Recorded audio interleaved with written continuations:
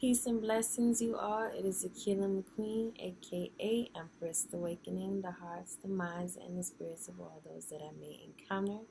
That is my life duty, as it is yours.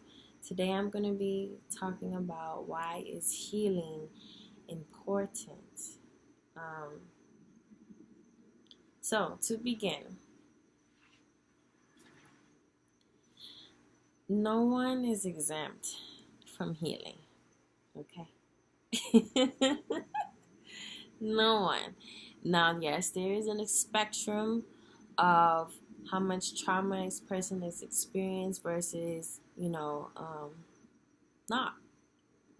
But everybody at some level, at some point in their life, will have to undergo some form of healing. I say that because we're all living in this same world together. And this world as a whole, as beautiful, wonderful, and amazing as it is, still has immense and significant amounts of destruction that it has experienced. So, as a collective, we have healing that we all need to do, and it starts tunneling down to how much healing we need in as a collective, depending on the groups that you're from, the countries that you live in, the race that you're born into, the gender that you are. So many different categories that we can go into. And I say that this when we start elevating in consciousness, those things start to not matter, but they are prevalent and need attention initially on your path. If you skip all these steps, then we start to run into some things that are not healthy.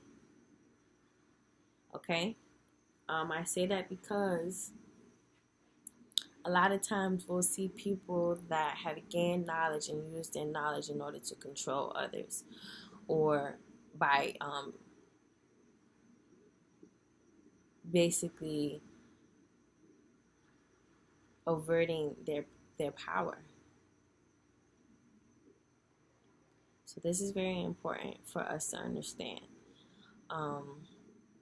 When we don't take time to look at ourselves, to heal ourselves on the micro and macro levels, we find ourselves becoming the very thing that we are trying not to be. There's such a thin line. It's really a thin line. By being righteous and by serving evil. And I just put quotes like that. It's just not to make it all dark and weary. But there is lower level demonic entities that are working through this dimension. And if we are not cognizant of that, if we don't acknowledge that, we will be manipulated. Okay? We'll start to think, oh, this information is just for me. Or you can't know it, you can't have it. Or if you want it, oh, give me your money to learn it. Or, you know what I'm saying? Come to my church to learn it. I'll give you everything. And we start thinking that people cannot obtain this knowledge on their own, when we all have the ability to do so. It is all our birthright to know this knowledge. But we also have to know that it takes time, it takes patience, it takes discipline, it takes transformation, it takes control, self-control, and a plethora of other things. So, healing is important because if we don't heal ourselves, we inflict wounds on other people. We inflict wounds on ourselves. And so if we want to be what we're meant to be, whether it be a light worker, a shadow worker, a mermaid, a fairy, a wizard, a witch, whatever label that you are comfortable with and energetically resonates with you, in order for us to be that be an optimal label, whatever you want to give us, because none of the labels at the end of the day that don't matter, but we resonate to things, and so we will speak them, because words do have power, because they are equated with sound, and sound is equated with frequency, and like frequency is a vibration, and each vibration has its own unique energy. So when we're dealing with energy, we want to understand the energy that we are working with on as many levels as possible. So if you are somebody who has had a traumatic childhood, you want to start there with that healing.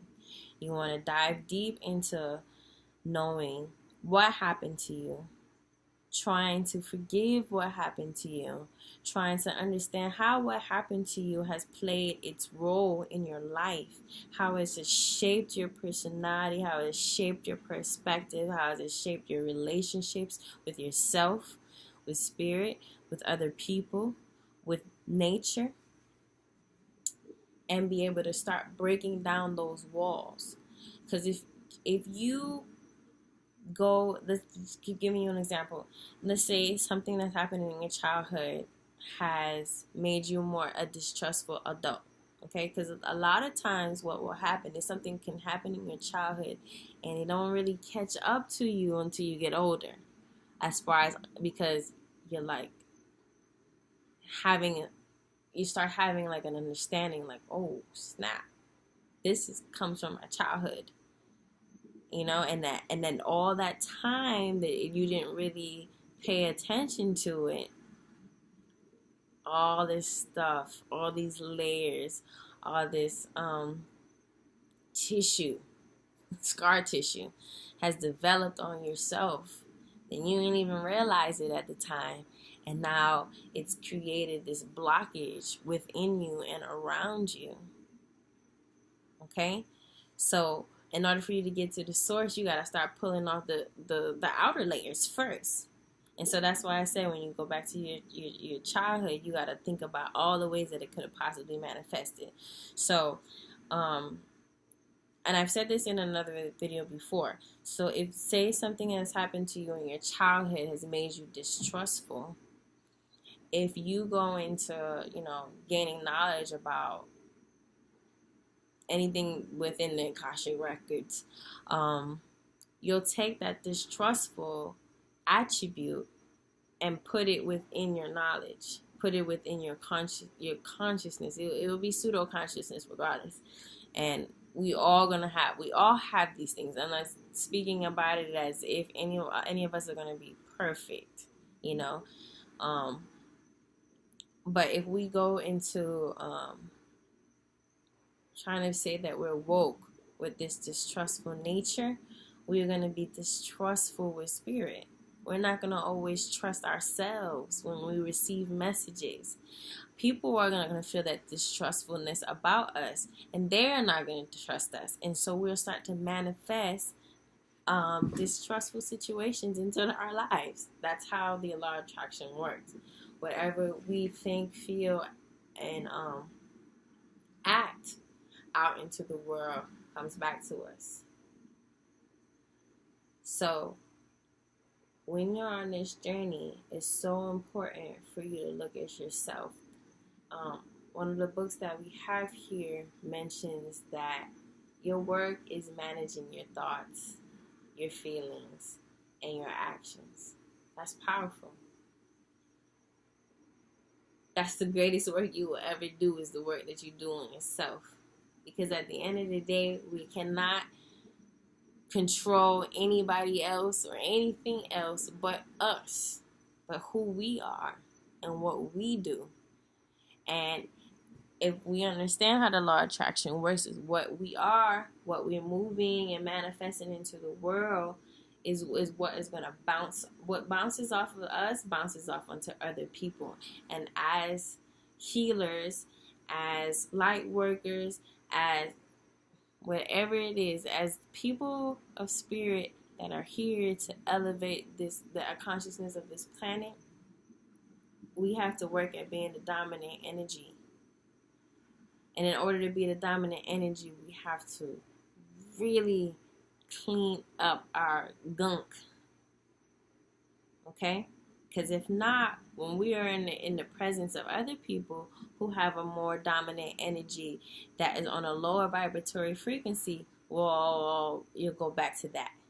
Okay? Because everything, whatever is dominant in the area, is where everything goes to. Okay?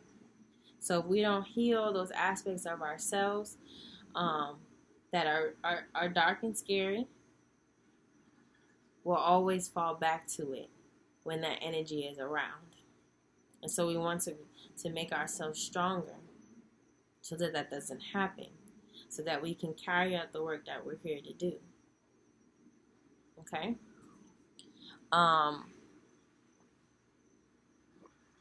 If we, let's just say how I talked about gender, if you're a woman and you've experienced, sexism or some type of abuse, in any form of abuse, you may start to look at the masculine energy as, I don't know, as you're trying to use my words carefully here, but you may have a disdain about masculine energy, and that is not conducive to your growth, because masculine and divine feminine energy is what creates everything. Okay? Not even just on the human level of man and women, just masculine and feminine energy. And because masculine energy is associated with male gender, the male sex, you'll start associating that with all men.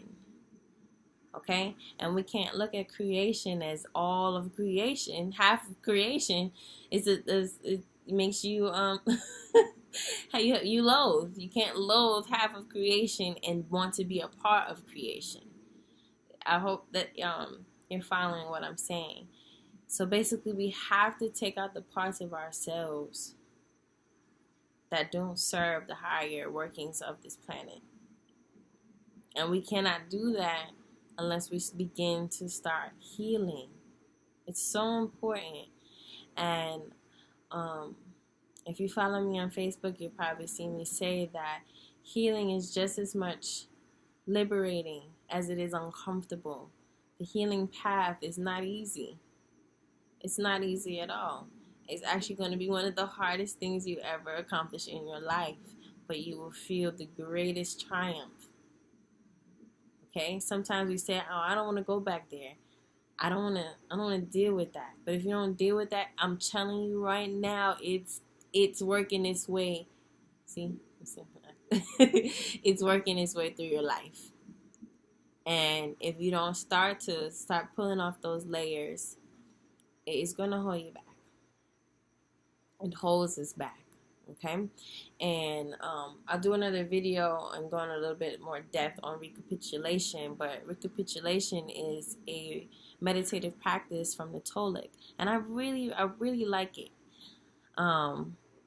Because it basically uses this meditative tool to go back in time, and retrieve back our energy and our power that was given away to certain people, to certain situations, in certain places, in order for us to help heal ourselves. So, the main thing I want you all to get from this video is that healing is like numero uno. Shedding of the self is numero uno. Detaching yourself from the personality, from the ego, that's numero uno. And all of that encompasses what healing actually is. Everything that I just said is what healing is. And the soul is not what's seeking healing. It's just the human form is what's seeking healing. And that's why you have to look at these different labels, these different categories, and all these different things that we as humans create. Because until your human shell can feel free, your soul is going to feel entrapped inside of it. Okay?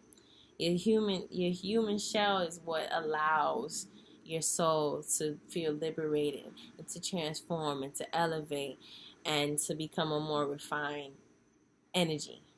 Okay? So I hope that will give you guys a little bit of insight on why healing is very important on this path. And I sending you lots and lots of love and lots of light on your own healing path. I'm healing every day, every single day, for years now, and I can tell you there's still things that I'm still working through.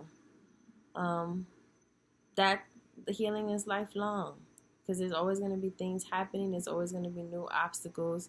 There's always going to be something there to overcome, because that's what makes us stronger. That's what makes us see what true love is. So, hope that was informative for you, and I send you lots of love and light. Peace.